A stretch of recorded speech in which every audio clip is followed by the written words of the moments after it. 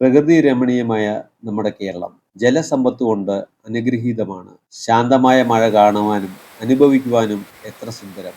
ഈ പാഴായി പോകുന്ന ജലം ഇതൊരു വലിയ നിധിയാണ്. അതും വെറും നിധിയല്ല, ജലനിധി. സൗത്ത് ഇന്ത്യയിൽ കേരളത്തിലെ മാത്രം അനുഗ്രഹിച്ച് ലഭിച്ചതാണ് ഈ മഴ.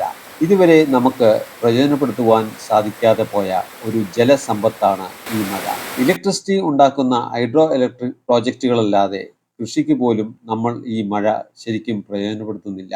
നമ്മുടെ ഡാമുകളിലെ മണലൊക്കെ നീക്കിയിരുന്നെങ്കിൽ KCBയുടെ നഷ്ടങ്ങൾ എന്നേ കുറഞ്ഞേനെ. കുടിവെള്ളമായിട്ട് പോലും നമുക്ക് പ്രയോജനപ്പെടുത്തുവാൻ സാധിച്ചിട്ടില്ല.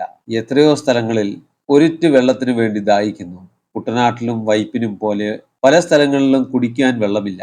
എന്നാൽ പാഴായി പോകുന്നതോ കുറച്ചൊന്നുമല്ലല്ലോ. അതുപോലെ നമ്മുടെ പൈപ്പിലൂടെ വരുന്ന വെള്ളത്തിന്റെ കാര്യമോ, നമ്മുടെ മുനിസിപ്പാലിറ്റിയിലും കോർപ്പറേഷനിൽ നിന്ന് ലഭിക്കുന്ന വെള്ളം, അതായത് സർക്കാർ തരുന്ന വെള്ളത്തിന് അതേ സർക്കാരിന്റെ ഫുഡ് ഇൻസ്പെക്ടർമാർ വന്നിട്ട് റെസ്റ്റോറന്റുകാരോടും ഫുഡ് കമ്പനിക്കാരോടും പറയും വെള്ളം ടെസ്റ്റ് ചെയ്തിട്ട് സർട്ടിഫിക്കറ്റ് തരണം. സർക്കാർ നമുക്ക് തരുന്ന വെള്ളം നമ്മൾ ടെസ്റ്റ് ചെയ്ത് സർക്കാരിന് നമ്മൾ തന്നെ വെള്ളത്തിന്റെ ക്വാളിറ്റി സർട്ടിഫിക്കറ്റ് കൊടുക്കണം എന്നുള്ളത് ഒരു തമാശ തന്നെ. നമ്മുടെ ബോർഡർ സ്ഥലമായ കോയമ്പത്തൂരൊക്കെ വെള്ളം പൈപ്പിൽ നിന്ന് ഡയറക്റ്റായി കുടിക്കാം. തിളപ്പിക്കുകയോ ഒന്നും ചെയ്യേണ്ട കാര്യമില്ല.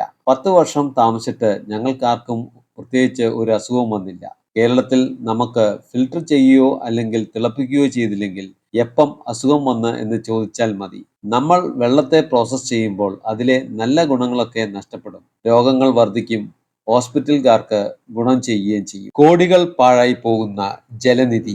കേരളത്തിൽ ഏതാണ്ട് 8 മാസവും മഴയാണ്. നമ്മുടെ വെള്ളം മിക്കവാറും പാഴായി പോവുകയാണ്. തീർച്ചയായിട്ടും ഭൂമിയിലേക്ക് മഴവെള്ളം ഇറങ്ങണം. എന്നാലേ നമ്മുടെ കിണറുകളിലും കുളങ്ങളിലുമൊക്കെ വെള്ളം ഉണ്ടാവുകയുള്ളൂ. പക്ഷേ അത് എക്സസ് ആയാലോ വെള്ളപ്പൊക്കം ഉണ്ടാകും. നമുക്ക് മിച്ചം വരുന്ന വെള്ളം എക്സ്പോർട്ട് ചെയ്താലോ കോടികൾ സമ്പാദിക്കാം. പല രാജ്യങ്ങളിലും വെള്ളത്തിന് ഷോർട്ടേജ് ആണ്. പലപ്പോഴും തീൻമേശയിലിരിക്കുന്ന ബോട്ടിൽ വാട്ടർ പല രാജ്യത്തിൽ നിന്നും ഇമ്പോർട്ട് ചെയ്തതാണ്. തീർച്ചയായും നമുക്കൊരു ട്രയൽ നടത്താവുന്നതാണ്. 1-2 പഞ്ചായത്ത് എടുത്തിട്ട് വീടുകളിലും ബിൽഡിങ്ങുകളിലും ഒക്കെ മുകളിൽ വീഴുന്ന വെള്ളം കളക്ട് ചെയ്ത് ഒന്ന് ഫിൽട്ടർ ചെയ്ത് പ്രോസസ് ചെയ്ത് ബോട്ടിൽ ഓർ ക്യാനോ ആക്കി എക്സ്പോർട്ട് ചെയ്താൽ നമുക്ക് ഹൈ ഫോറിൻ എക്സ്ചേഞ്ച് ലഭിക്കാവുന്ന ഒരു ബിസിനസ്സാണ്. ഇത് മതിയാകും കേരളത്തിന്റെ കടമെല്ലാം തീർത്ത് ലാഭത്തിലാക്കുവാൻ. ജലം ഒരു അമൂല്യ വസ്തുവാണ്. അതിനെ നമ്മൾ നിസ്സാരമായി കാണരുത്. ഒരു ദിവസം നമുക്ക് വെള്ളമില്ലാതെ ജീവിക്കുവാൻ സാധിക്കുമോ?